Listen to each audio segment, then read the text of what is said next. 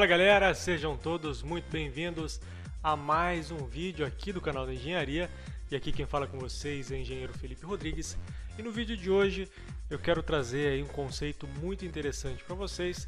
Na verdade a gente fez uma experiência em tensão do solo. É um conceito simples aí, a gente acaba até inconscientemente entendendo, né, todo esse conceito, mas eu resolvi trazer de uma forma prática a explicação disso para vocês. Então, antes da gente entrar efetivamente aí nessa experiência, eu quero explicar para vocês o conceito e aí a gente parte aí para essa experiência que está muito bacana. Beleza? Então fiquem até o final do vídeo, por favor não deixe de curtir, se possível compartilhar, porque isso ajuda demais o nosso canal.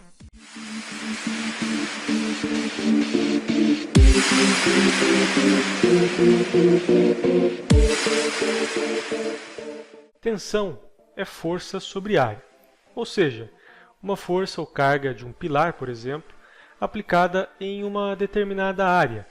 Sendo assim, quanto maior a área, menor a tensão, até porque elas são inversamente proporcionais. Com esse conceito em mente, podemos entender, por exemplo, qual é o comportamento de um dos principais elementos de fundações, a sapata. A sapata tem a única e exclusiva função de receber a carga oriunda do pilar e distribuir para o solo. Como ela tem uma base bem maior, ou seja, uma base alargada em relação ao pilar, a tensão que ela aplica no solo é muito menor, pois já aprendemos que quanto maior a área, menor a tensão. A área de um pilar, por ser muito pequena, torna muitas vezes quase como uma carga pontual. Isso gera um fenômeno chamado puncionamento, onde a tensão é tão alta e tão concentrada que gera tensões de cisalhamento, acelerando o processo de ruptura. Para entendermos isso melhor, eu vou explicar como funcionará a nossa experiência. Imagine que nós vamos testar a carga de um pilar somente com a sua base sem um elemento de fundação e a carga com um elemento de fundação do tipo sapata. Para isso, nós estamos utilizando um pilar com seção de 0,5 centímetro por 1 centímetro e uma sapata com uma seção de 5 centímetros por 5 centímetros. Se nós multiplicarmos a área de seção do pilar, que tem 1 centímetro por 0,5 centímetro, nós temos 0,5 centímetro quadrado.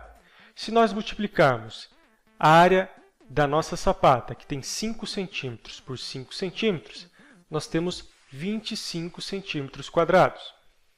Ou seja, a nossa sapata é 50 vezes maior em área do que o nosso pilar. Isso vai fazer com que a nossa sapata tenha muito mais capacidade de distribuição de carga que o nosso pilar. A nossa experiência consiste em pegar um pote de gelatina e aplicarmos tanto a força no nosso pilar quanto uma força na nossa sapata e medir qual é a tensão de formação desses elementos, tá certo? Então vamos lá para a nossa experiência. Vamos começar primeiro com o pilar sem elemento de fundação. Eu vou começar a aplicar uma força em cima da gelatina sobre uma balança de precisão. Vou marcar o ponto onde eu começo a aplicar a força e registrar todos os valores conforme eles forem aparecendo no display da balança. A partir do momento que eu verifiquei que houve uma ruptura da gelatina, eu anotei o valor. Nesses casos, a tensão máxima que eu poderia ter aplicado foi de 158 gramas e a tensão de ruptura de 198 gramas.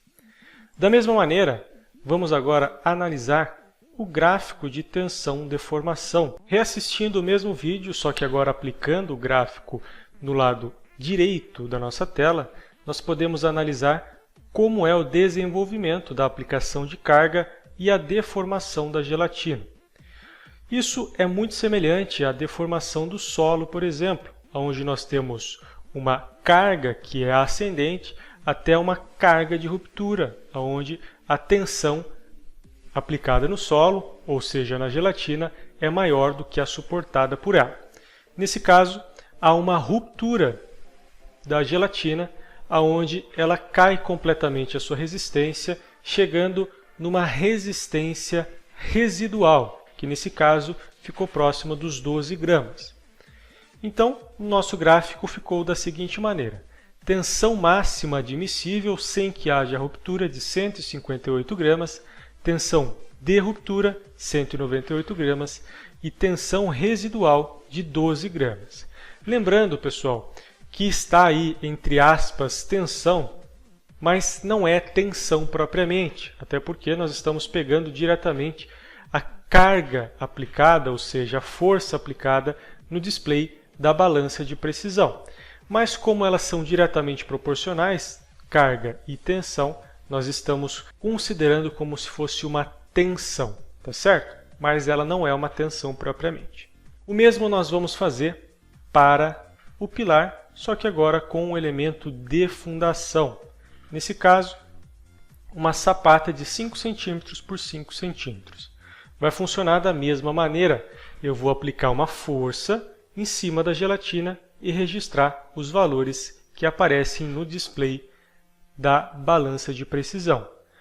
Vou marcar o primeiro ponto de aplicação de carga e medir o deslocamento a partir daí. Conforme eu vou aplicando a carga, já percebo logo de cara que a força que eu tenho que aplicar é infinitamente maior do que a força que eu deveria ter aplicado no pilar. Eu anotei qual é a força necessária para deslocar os mesmos 1 centímetro que nós deslocamos no pilar, que foi equivalente a 1.890 gramas. Porém, como a sapata ela tem uma base muito maior, me permitiu que eu pudesse aplicar ainda mais força sem que houvesse a ruptura do solo. Nesse caso, a gente conseguiu com que fosse possível aplicar mais força e deslocar aproximadamente 3 centímetros no total, ao invés de 1 centímetro, sem que houvesse o cisalhamento da gelatina. Com isso, nós podemos também desenvolver um gráfico da mesma forma que foi feito para a gelatina somente com o pilar. Reassistindo o mesmo vídeo, só que agora com o gráfico do lado direito, nós podemos analisar o desenvolvimento de aplicação da força e o deslocamento ou deformação da gelatina. Com isso, nós podemos coletar diversos pontos, registrando os valores da mesma deformação atingida em 1 centímetro e as forças de tensão máxima e tensão de ruptura. Nesse caso, nós podemos analisar no gráfico diversos pontos. Os pontos mais importantes que nós podemos destacar são os pontos de tensão máxima, que deu aproximadamente 3.570 gramas, a tensão de 1 centímetro, que é a deformação equivalente a ponto de ruptura lá do nosso pilar, que deu 1.890, e a tensão de ruptura da sapata, que deu 5.989 gramas.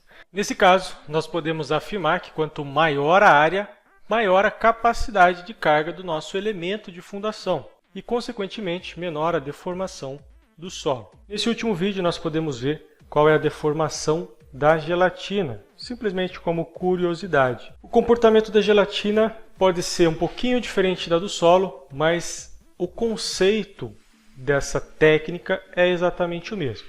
Quanto maior a área de um elemento de fundação, maior será a capacidade de carga, pois ele vai distribuir uma carga concentrada em vários pontos de pressão, tornando aí uma distribuição muito mais eficiente para o solo, que vai conseguir absorver de uma maneira menos prejudicial, sem que haja, por exemplo, uma ruptura.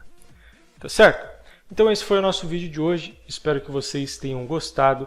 Se você gostou desse tipo de conteúdo, por favor, não deixe de curtir, se possível compartilhar, porque isso ajuda demais o canal.